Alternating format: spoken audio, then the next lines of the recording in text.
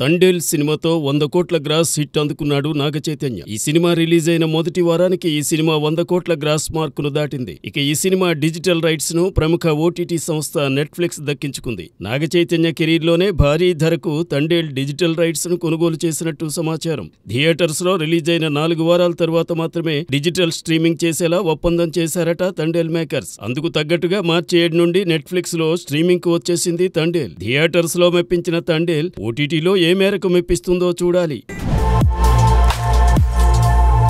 చియాన్ విక్రమ్ నటించిన action packed movie వీర ధీర సూరన్ part 2.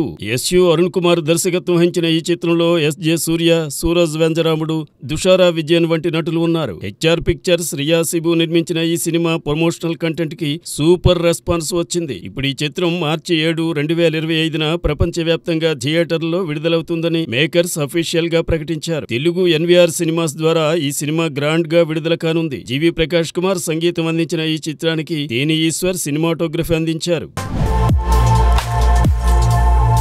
Sankranti సందర్భంగా release అయిన సంక్రాంతికి వస్తున్నాం సినిమా ఎన్నో రికార్డులు బద్దలు కొట్టడమే కాదు, కొనుక్కున్న డిస్ట్రిబ్యూటర్లకు కూడా కాసుల వర్షం కురిపించింది. 303 కోట్ల రూపాయల కలెక్షన్లు సాధించి సరికొత్త ట్రేడ్ మార్క్ క్రియేట్ చేసింది. ఈ సినిమా ఓటీటీలోకి వచ్చిన తర్వాత కూడా అనేక రికార్డులు బద్దలు కొడుతోంది. ఓటీటీలో ఈ సినిమాకి ఏకంగా 200 మిలియన్లకు పైగా వ్యూస్ వచ్చాయి. ఈ సినిమా వీక్షించేందుకు సబ్స్క్రైబ్ చేసుకునే వారి సంఖ్య కూడా పెరుగుతోంది. ఈ సినిమా కోసం ఒక్క 24 గంటల వ్యవధిలోనే 35,000 మంది సబ్స్క్రైబర్లు G5 కి వచ్చారంటే ఫ్యామిలీ ఆడియన్స్ కి ఈ సినిమా ఎంత కనెక్ట్ అయిందో అర్థం చేసుకోవచ్చు. దీంతో G5 కి భారీ లాభాలు వచ్చాయి.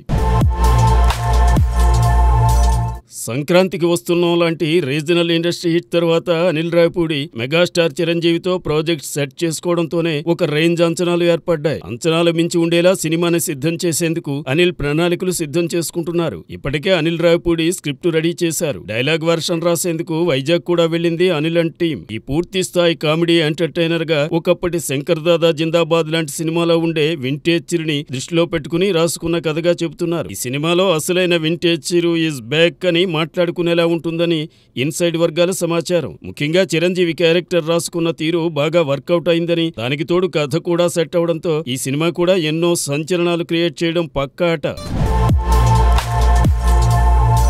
సంక్రాంతికి వస్తున్నాంతో 300 కోట్లు వసూలు చేసిన వెంకటేష్ తరువాత సినిమాకి సంబంధించిన అప్డేట్ ఒకటి వెలుగులోకి వచ్చింది. దాదాపు 20 సినిమా కథలు రిజెక్ట్ చేసిన తరువాత ఏజెంట్ సినిమాతో డిజాస్టర్ ఇచ్చిన సురేందర్ రెడ్డి కథను వెంకటేష్ ఓకే చేసినట్లుగా తెలుస్తోంది. గత కొంతకాలంగా సినీ నిర్మాణానికి దూరంగా ఉంటున్న ఒకప్పటి టాప్ ప్రొడ్యూసర్ నల్లమలపు బుజ్జి ఈ సినిమాతో మళ్లీ రీ ఎంట్రీ ఇవ్వబోతున్నాడు. నిజానికి కిషోర్ తిరుమల, కొరటాల శివ, సురేందర్ రెడ్డి, మైత్రి మూవీ మేకర్స్ బ్యానర్ కాంపౌండ్ నుంచి మరో యంగ్ డైరెక్టర్ ఇలా చాలా మంది వెంకటేష్ ని కలిసి కథలు చెప్పారట. వీటిలో దాదాపుగా సురేందర్ రెడ్డి కథ ఫైనల్ అయినట్లుగానే ప్రచారం జరుగుతోంది. అయితే 20 కథలు రిజెక్ట్ చేసిన తరువాత సురేందర్ రెడ్డి చెప్పిన కథలో ఏముందా అని వెంకటేష్ ఫ్యాన్స్ ఎంతో ఆసక్తిగా ఎదురు చూస్తున్నారు. మరి ఈ న్యూస్ పై ఎప్పుడు క్లారిటీ వస్తుందో చూడాలి.